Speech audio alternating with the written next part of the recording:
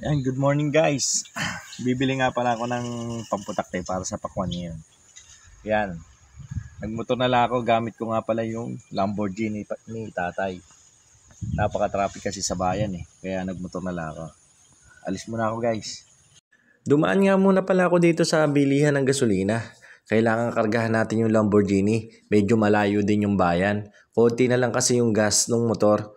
Kaya dito, pinultang ko na yung motor para hindi tayo mabitin kung saan man tayo pupunta. Mahirap na, baka tumirik sa daan. Ayun guys, nandito na nga pala ako sa bukid namin. Dito nga pala namin itinanim yung pakwan. Wala pa nga dito si paring Ande. Siya nga pala yung kasosyo ko dito sa pakwan. Ihahatid ko lang sa kanya yung insecticide na pinabili niya.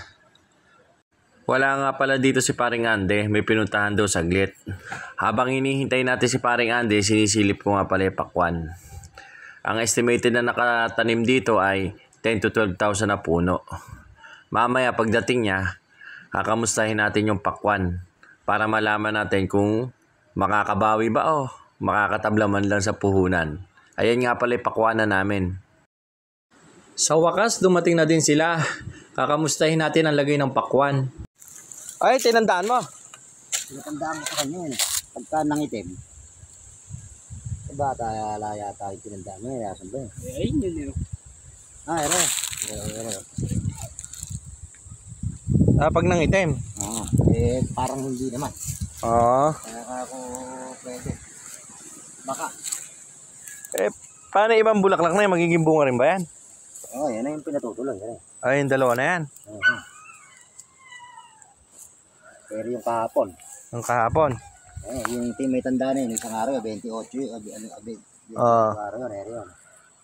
Ere, sumuloy yun. Alin. Ayan, basta gumanyan. Oo, basta hindi siya umitim. Merong ilang araw na ba kayo simula nagpatuloy? Dalawa? Hindi, 28 Isang araw. Ano ba ang pecha nun? 7. Oo, pangatlo na ngayon. Pangatlo. Oo, bali 2 araw pa sana. Ayun guys, hanggang dito na lang. Babalitaan ko na lang kayo kung kailan ang pitas ng pakwan. Sana hindi maulan. Sana kumita din sila. Kasi kawawa naman yung nagtanim.